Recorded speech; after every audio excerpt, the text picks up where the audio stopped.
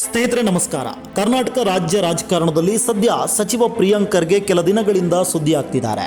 ದಿನಕ್ಕೊಂದು ಟ್ವೀಟ್, ವಾರಕ್ಕೊಂದು press meet ಮುಖಾಂತರ ಅಬ್ಬರಿಸುತ್ತಿದ್ದಾರೆ ಸಚಿವರು. ಅಷ್ಟಕ್ಕೂ ಇದು ಯಾವುದೇ ರಾಜ್ಯದ ಅಭಿವೃದ್ಧಿಯ ಬಗೆಗಿನ ಚರ್ಚೆಯಿಂದ ಸುದ್ದಿ ಆಗ್ತಿರೋದಲ್ಲ. ತಮಗೆ ಸಿಕ್ಕ ಹೊಸ ಖಾತೆಗಳ ನಿರ್ವಹಣೆಯ ಬಗೆಗಿನ ಹೊಸ ಯೋಜನೆಗಳಿಂದ ಚರ್ಚೆ ಆಗ್ತಿರೋದಲ್ಲ. ಹೊಸ ಯೋಚನೆಗಳೂ ಅವರಲ್ಲಿಲ್ಲ. ಅದು ವರ್ಷಗಳಿಂದ ಅಸ್ತಿತ್ವದಲ್ಲಿರುವ, ಜನಮಾನಸದಲ್ಲಿ ತಮ್ಮ ಸೇವೆಯ ಮೂಲಕ ಹೆಸರು ಮಾಡುತ್ತಿರುವ RSS ಎಂಬ ಸಂಘಟನೆಯ ವಿರುದ್ಧ ತಾವು ಮಾತನಾಡುತ್ತಿರುವ ವಿಚಾರಗಳಿಂದ. ಸಾಲು ಸಾಲು ಅನಗತ್ಯ ಪ್ರಶ್ನೆಗಳು, ಸರಿಯಾದ ದಿಕ್ಕು ಗುರಿ ಇಲ್ಲದ ಮಾತುಗಳು ಸಚಿವರಿಗೆ ಚೆನ್ನ. ಆದರೆ ಇವತ್ತು ಕರ್ನಾಟಕದ ಪ್ರಜ್ಞಾವಂತ ಜನತೆ ಕೆಲವು ಗಂಭೀರ ಪ್ರಶ್ನೆಗಳನ್ನು ಕೇಳುತ್ತಿದ್ದಾರೆ. ಆ ಪ್ರಶ್ನೆಗಳನ್ನು ಒಟ್ಟಾಗಿ ಸೇರಿಸಿ ಕೇವಲ 6 ಪ್ರಶ್ನೆಗಳಿಗೆ ಇಳಿಸಿ ನಿಮ್ಮ ಮುಂದಿಡ್ತಿದ್ದೀನಿ. ಅದಕ್ಕೂ ಮೊದಲು ನೀವಿನ್ನೂ ನಮ್ಮ ಚಾನೆಲನ್ನು ಸಬ್ಸ್ಕ್ರೈಬ್ ಮಾಡಿಲ್ಲ ಅಂದರೆ ಈ ಕೂಡಲೇ ಸಬ್ಸ್ಕ್ರೈಬ್ ಮಾಡಿ ಹಾಗೂ ಪಕ್ಕದಲ್ಲಿರುವಂತಹ ಬೆಲ್ ಐಕಾನನ್ನು ಕ್ಲಿಕ್ ಮಾಡಿ. ಪ್ರಶ್ನೆ ಸಂಖ್ಯೆ 1. ನಮ್ಮ ತೆರಿಗೆ ದುಡ್ಡಲ್ಲಿ ನೀವು ಟೈಮ್ ಪಾಸ್ ಮಾಡ್ತಿದ್ದೀರಿ ಅಂತ ಅನಿಸ್ತಿಲ್ವಾ? RSS ಜಾಥಾಗಳಿಗೆ ಒದಗಿಸುವ ಪೊಲೀಸ್ ಬಂದೋಬಸ್ತ್ಗೆ ಜನರ ತೆರಿಗೆ ಹಣ ಖರ್ಚಾಗ್ತಿದೆ ಅಂತ ತಲೆ ಕೆಡಿಸ್ಕೊಳ್ತಿರುವ ಖರ್ಗೆ ಅವರೇ, ಪ್ರತಿ ತಿಂಗಳು ನಿಮ್ಮ ಸಂಬಳವಾಗಿ ನಿಮ್ಮ ಖಾತೆಗೆ ಜಮೆಯಾಗ್ತಿದೆಯಲ್ಲ, ಅದು ಕೂಡ ನಮ್ಮ ತೆರಿಗೆ ಹಣವೇ ಎಂಬುದನ್ನು ನೀವು ಮರೆತಂದಿದೆ. ಕರ್ನಾಟಕದ ಜನರ ತೆರಿಗೆ ಹಣದಲ್ಲಿ ಸಂಬಳ ಪಡೆಯುತ್ತಿರುವಂತಹ ಪ್ರಿಯಾಂಕ್ ಖರ್ಗೆ ಅವರೇ, ರಾಷ್ಟ್ರ ರಾಜಕಾರಣದಲ್ಲಿ ನೀವು ಹೈಲೈಟ್ ಆಗೋದಕ್ಕೆ ಈ ಥರ ಮಾಡ್ತಿರೋದು ಸರಿನಾ? ಒಂದಿಷ್ಟಾದರೂ ಅಭಿವೃದ್ಧಿ ಬಗ್ಗೆ ಯೋಚನೆ ಮಾಡೋದು ಬಿಟ್ಟು ಈ ಥರ ಕೆಲಸ ಬಿಟ್ಟು ನೀವು ಮಾಡ್ತಿರೋದು ಟೈಮ್ ಪಾಸ್ ಅಲ್ವಾ ಅಂತ ಕರ್ನಾಟಕದ ಜನ ಪ್ರಶ್ನೆ ಕೇಳ್ತಿದ್ದಾರೆ. ಪ್ರಶ್ನೆ ಸಂಖ್ಯೆ 2. RSSನ ವಿರುದ್ಧ ಕಾನೂನು ಹೋರಾಟ ಯಾಕೆ ಮಾಡ್ತಿಲ್ಲ? ಪ್ರಿಯಾಂಕ್ ಖರ್ಗೆ ಅವರು ಅನೇಕ ಸಲ RSS ಸಂಘಟನೆ ಕಾನೂನುಬದ್ಧವಾಗಿಲ್ಲ, ಅದು ರಿಜಿಸ್ಟರ್ ಮಾಡ್ಕೋಬೇಕು, ಈ ಥರದ ಸಾಕಷ್ಟು ಪ್ರಶ್ನೆಗಳನ್ನು ಎತ್ತಿದ್ದಾರೆ. ಕರೆಕ್ಟು. ಆದರೆ RSS ಸಂಘಟನೆಯ ಕಾನೂನು ಬದ್ಧತೆಯನ್ನು ಪ್ರಶ್ನಿಸಿ ನೀವು ಪತ್ರ ಬರಿತೀರಿ, ಎಷ್ಟೊಂದು ಪ್ರಶ್ನೆ ಕೇಳ್ತೀರಿ, ದಿನ ಬೆಳಗಾದರೆ ಸಂವಿಧಾನ ಕಾನೂನಿನ ಬಗ್ಗೆ ಪಾಠ ಮಾಡ್ತೀರಿ. ಅಷ್ಟೊಂದು ಸತ್ಯ ನಿಮ್ಮ ಕಡೆಗಿದ್ದರೆ ನೀವ್ಯಾಕೆ ನ್ಯಾಯಾಲಯದ ಮೆಟ್ಟಿಲು ಹತ್ತುತ್ತಾ ಇಲ್ಲ? ಕೇವಲ ಮಾಧ್ಯಮಗಳ ಮುಂದೆ ನಿಂತು ಕ್ಯಾಮ್ರಾಗಳನ್ನು ನೋಡಿ ಟೈಮ್ ವೇಸ್ಟ್ ಮಾಡೋ ಬದಲು RSS ವಿರುದ್ಧ ಒಂದು ಸಾರ್ವಜನಿಕ ಹಿತಾಸಕ್ತಿ ಅರ್ಜಿಯನ್ನು ಸಲ್ಲಿಸಿ, ದೂರನ್ನು ಸಲ್ಲಿಸಿ. ಈ ಅರ್ಜಿ ಸಲ್ಲಿಸೋದಕ್ಕೆ ನಿಮಗೇನಾದರೂ ಅಡ್ಡಿ ಇದೆಯಾ, ಆತಂಕ ಇದೆಯಾ? ಕೋರ್ಟಿಗೆ ಹೋದರೆ ಅಲ್ಲಿ ನಿಮ್ಮ ಸೈದ್ಧಾಂತಿಕ ಭಾಷಣ ಮಾಡೋದಕ್ಕೆ ಆಗೋಲ್ಲ ಅಂತನಾ, ಅಥವಾ ನಿಮ್ಮ ಹತ್ರ ಸಾಕ್ಷ್ಯಾಧಾರಗಳ ಕೊರತೆ ಇದೆಯಾ? ಯಾಕೆ ನೀವು ಕಾನೂನು ಹೋರಾಟ ಮಾಡ್ತಿಲ್ಲ ಅಂತ ರಾಜ್ಯದ ಜನ ಪ್ರಶ್ನೆ ಕೇಳ್ತಾ ಇದ್ದಾರೆ. ಪ್ರಶ್ನೆ ಸಂಖ್ಯೆ 3. ನಿಮ್ಮ ಮುಂದಿನ ನಡೆಯ ಬಗ್ಗೆ ನಿಮಗೆ ಗೊಂದಲ ಇದೆಯಾ? ಯಾವ ಕಾನೂನಿನ ಅಡಿಯಲ್ಲಿ RSS ರಿಜಿಸ್ಟರ್ ಆಗಬೇಕು ಅಂತ ನೀವೆಲ್ಲೂ ಮಾತಾಡ್ತಿಲ್ಲ. ನೀವು ಈಗಾಗಲೇ ಬರೆದಿರುವಂತಹ ಪತ್ರಕ್ಕೆ ಉತ್ತರ ಕೊಟ್ಟಿಲ್ಲ ಅಂದರೆ, ರಿಜಿಸ್ಟರ್ ಮಾಡಿಕೊಂಡಿಲ್ಲ ಅಂದರೆ ಮುಂದೇನು ಮಾಡ್ತೀರಿ ಅಂತ ಪ್ರಶ್ನೆ ಕೇಳಿದ್ರೆ ಅದಕ್ಕೆ ನಿಮ್ಮಲ್ಲಿ ಯಾವುದೇ ರೀತಿಯ ಉತ್ತರ ಇಲ್ಲ. ನಿಮ್ಮ ಮುಂದಿನ ನಡೆಯ ಬಗ್ಗೆ ನಿಮಗೆ ಗೊಂದಲ ಇದೆಯಾ ಅಂಥೇಳಿ ರಾಜ್ಯದ ಜನ ಪ್ರಶ್ನೆ ಕೇಳ್ತಾ ಇದ್ದಾರೆ. ಪ್ರಶ್ನೆ ಸಂಖ್ಯೆ 4. 60 ವರ್ಷಗಳಿಂದ ಕೇಂದ್ರದಲ್ಲಿ ನಿಮ್ಮದೇ ಸರ್ಕಾರ ಅಧಿಕಾರದಲ್ಲಿತ್ತಲ್ವಾ? ಆವಾಗಿನಿಂದ ಏನು ಮಾಡಿದ್ರಿ?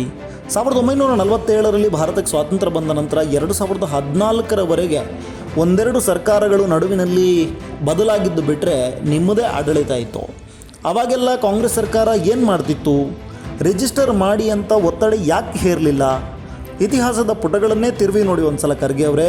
ಇವತ್ತು RSS ಮುಖ್ಯಸ್ಥ ಮೋಹನ್ ಭಾಗವತ್ ಅವರಿಗೆ ದೇಶದಲ್ಲಿ ಅತ್ಯುನ್ನತ ಮಟ್ಟದ Z+ ಸೆಕ್ಯೂರಿಟಿ ಸಿಗ್ತಾ ಇದೆ ಅಂತ ನೀವು ಹೇಳಿದ್ರಲ್ಲ, ಅದನ್ನು ಆರಂಭಿಸಿದ್ದು ಯಾರು ಗೊತ್ತಾ? 2012ರಲ್ಲಿ ಕೇಂದ್ರದಲ್ಲಿ ನಿಮ್ಮದೇ ಕೇಂದ್ರ ಸರ್ಕಾರ ಅಧಿಕಾರದಲ್ಲಿದ್ದಾಗ, ಡಾಕ್ಟರ್ ಮನಮೋಹನ್ ಸಿಂಗ್ ಅವರು ಪ್ರಧಾನಿಯಾಗಿದ್ದಾಗ ಕೇಂದ್ರ ಗೃಹ ಇಲಾಖೆಯು RSS ಸರಸಂಘ ಚಾಲಕರಿಗೆ ಈ ದೇಶದ ಅತ್ಯುನ್ನತ VIP ಭದ್ರತೆಯನ್ನು ನೀಡಿ ಗೌರವಿಸಿತು.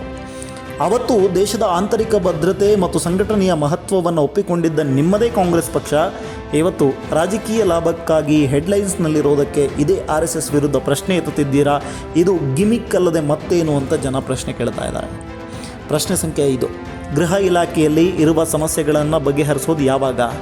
ಖರ್ಗೆ ಅವರೇ, ನಿಮ್ಮ ರಾಜಕೀಯ ಹಿತಾಸಕ್ತಿಗಾಗಿ ದಿನವಿಡೀ RSS ವಿರುದ್ಧ ಮಾತಾಡೋದನ್ನು ಸ್ವಲ್ಪ ಸೈಡ್ಗಿಟ್ಟು ನಿಮ್ಮ ಗೃಹ ಇಲಾಖೆಯ ಕಡೆ ಸ್ವಲ್ಪ ಕಣ್ಬಿಟ್ಟು ನೋಡಿ. ಕರ್ನಾಟಕದಲ್ಲಿ ಇವತ್ತು ಸಾಮಾನ್ಯ ಜನರ ಬದುಕು ಹೇಗಿದೆ ಗೊತ್ತಾ? ಸದ್ಯ ಗೃಹ ಇಲಾಖೆಯ ವರದಿಗಳ ಪ್ರಕಾರ ರಾಜ್ಯದಲ್ಲಿ ಏನಿಲ್ಲ ಅಂದರೂ ಸುಮಾರು 1.5 ಲಕ್ಷ ಕ್ರಿಮಿನಲ್ ಪ್ರಕರಣಗಳು ಪೊಲೀಸರ ತನಿಖೆಗೆ ಕಾಯುತ್ತಾ ಧೂಳು ಹಿಡಿತಾ ಇದೆ. ಕರ್ನಾಟಕದ ಇತಿಹಾಸದಲ್ಲಿ ಇವತ್ತು ಅತಿ ದೊಡ್ಡ ಸವಾಲಾಗಿರೋದು ಯಾವುದು ಗೊತ್ತಾ? Cyber crime.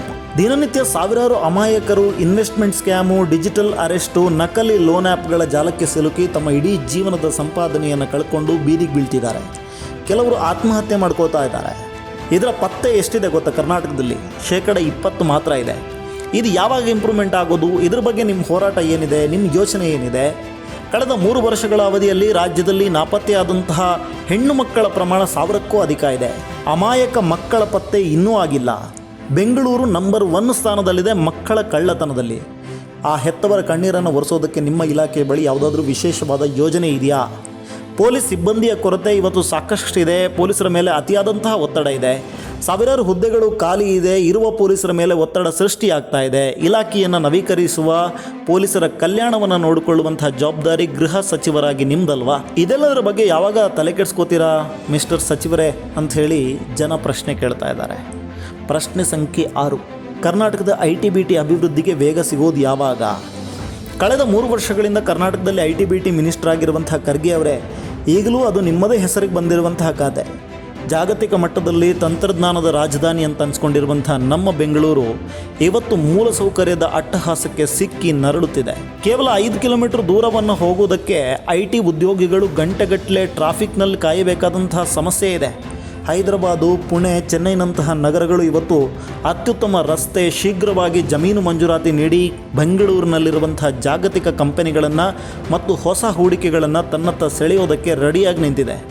ಇದಕ್ಕೆ ನೀವು ಕೌಂಟರ್ ಅಟ್ಯಾಕ್ ಮಾಡೋದಕ್ಕೆ ಏನಾದರೂ ರೆಡಿ ಮಾಡ್ಕೊಂಡಿದ್ದೀರಾ? ನೀವು ಅಧಿಕಾರಕ್ಕೆ ಬಂದಿದ್ದಾಗ ಮೊದಲಿಗೆ ಘೋಷಿಸಿದ್ರಲ್ಲ ಬಿಯಾಂಡ್ ಬೆಂಗಳೂರು ಅನ್ನುವಂಥ ಯೋಜನೆ. ಅಂದರೆ ಮೈಸೂರು, ಮಂಗಳೂರು, ಹುಬ್ಬಳ್ಳಿ, ಧಾರವಾಡಗಳಲ್ಲಿ IT ಹಬ್ ಮಾಡ್ತೀವಿ, ಸ್ಥಳೀಯ ಯುವಕರಿಗೆ ಕೆಲಸ ಕೊಡ್ತೀವಿ ಅನ್ನುವಂಥ ಭರವಸೆಗಳು ಇವೆಲ್ಲ ಬರೀ ಇನ್ನೂ ಕಾಗದ ಪತ್ರದಲ್ಲೇ ಉಳಿದಿದೆ. ಜಾಗತಿಕ IT ವಲಯಗಳಲ್ಲಿ ನೇಮಕಾತಿ ಮಂದಗತಿಯಲ್ಲಿ ಸಾಗ್ತಾ ಇದೆ. ಫ್ರೆಷರ್ಗಳಿಗೆ ಕೆಲಸ ಸಿಗ್ತಾ ಇಲ್ಲ. ಪರಿಸ್ಥಿತಿ ಹೀಗಿರುವಾಗ ಒಂದಿಷ್ಟು ಉದ್ಯಮಿಗಳ ಜೊತೆ ಸಭೆ ನಡೆಸಿ ಹೂಡಿಕೆಯನ್ನು ತಂದು ಸೊಲ್ಯೂಷನ್ ಹುಡುಕಬೇಕಾದಂತಹ ನೀವು ದಿನವಿಡೀ ಕೇವಲ RSS ಅಂತ ಹೇಳಿ ವಿವಾದವನ್ನು ಸೃಷ್ಟಿಸುತ್ತಾ ಕುಳಿತರೆ ಕರ್ನಾಟಕದ ಅಭಿವೃದ್ಧಿ ಏನಾಗಬೇಕು? ಕರ್ನಾಟಕದ ಜನತೆಗೆ ಬೇಕಾಗಿರುವಂಥದ್ದು ನೈಜ ಅಭಿವೃದ್ಧಿ ಅಂತ ಕೇಳ್ತಾ ಇದ್ದಾರೆ ಕರ್ನಾಟಕದ ಜನ. ಇನ್ನು ಉದ್ಯೋಗ ಸೃಷ್ಟಿ, ಸುರಕ್ಷತೆ ಇವೆಲ್ಲವುಗಳು ಕೂಡ ಕರ್ನಾಟಕಕ್ಕೆ ಬೇಕು. ಕೇವಲ ರಾಜಕೀಯ ಬೇಳೆ ಬೇಯಿಸಿಕೊಳ್ಳಲು ಹಳೆಯ ವಿವಾದಗಳನ್ನು ಕೆದಕಿ ಜನರ ಗಮನವನ್ನು ಮೂಲ ಸಮಸ್ಯೆಗಳಿಂದ ಬೇರೆಡೆಗೆ ಸೆಳೆಯುವ ತಂತ್ರಗಳು ಇನ್ನೂ ನಡೆಯೋದಿಲ್ಲ. ಪ್ರಿಯಾಂಕ ಖರ್ಗೆ ಅವರೇ, ದಯವಿಟ್ಟು ನಿಮ್ಮಲ್ಲಿ ನಿಜವಾಗಿಯೂ ದಕ್ಷತೆ ಇದ್ದರೆ ನೀವು 2 ಇಲಾಖೆಗಳ ಕೆಲಸವನ್ನು ಅಚ್ಚುಕಟ್ಟಾಗಿ ಮೊದಲು ಮಾಡಿ ತೋರಿಸಿ. ಮೈಕ್ ಮುಂದೆ ಬಂದು ಮಾತನಾಡುವಂಥ ಶಕ್ತಿಗಿಂತ ಆಡಳಿತದಲ್ಲಿ ತೋರಿಸುವಂಥ ದಕ್ಷತೆ ಅತಿ ಮುಖ್ಯ. ಬರೀ ಮೈಕ್ ಮುಂದೆ ಮಾತಾಡುವ ನಾಯಕರು ನಮಗೆ ಬೇಡ, ಕೆಲಸ ಮಾಡುವಂಥ ಒಂದಿಷ್ಟು ಜನಪ್ರತಿನಿಧಿಗಳು ಬೇಕು. ಅದೇ ರೀತಿಯಾಗಿ RSS ಯಾಕೆ ರಿಜಿಸ್ಟರ್ ಆಗ್ತಿಲ್ಲ, ಯಾಕೆ ಆಗೋಲ್ಲ, ಕಾನೂನು ಏನು ಹೇಳುತ್ತೆ, ಈ ಥರದ ಒಂದು ಡೀಟೇಲ್ ಆಗಿರುವಂಥ ವಿಡಿಯೋ ಮಾಡಿದ್ದೀನಿ.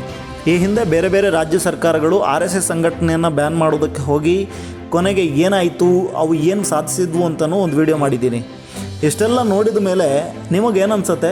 ಪ್ರಿಯಾಂಕ ಖರ್ಗೆ ಅವರ ಈ RSS ವಿವಾದ ಕೇವಲ ರಾಜಕೀಯ ಗಿಮಿಕ?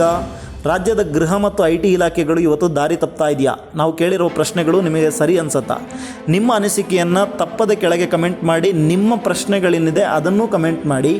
ಹಾಗೆ ವಿಡಿಯೋ ಇಷ್ಟ ಆಗಿದ್ದರೆ ನಿಮ್ಮ ಸ್ನೇಹಿತರೊಂದಿಗೆ ವಿಡಿಯೋನ ಶೇರ್ ಮಾಡಿ. ಇಂತಹ ಇಂಟ್ರೆಸ್ಟಿಂಗ್ ವಿಡಿಯೋಗಳಿಗಾಗಿ ನಮ್ಮ ಚಾನಲನ್ನು ಸಬ್ಸ್ಕ್ರೈಬ್ ಆಗೋದಕ್ಕೆ, ಫಾಲೋ ಮಾಡೋದಕ್ಕೆ ಮರಿಬೇಡಿ.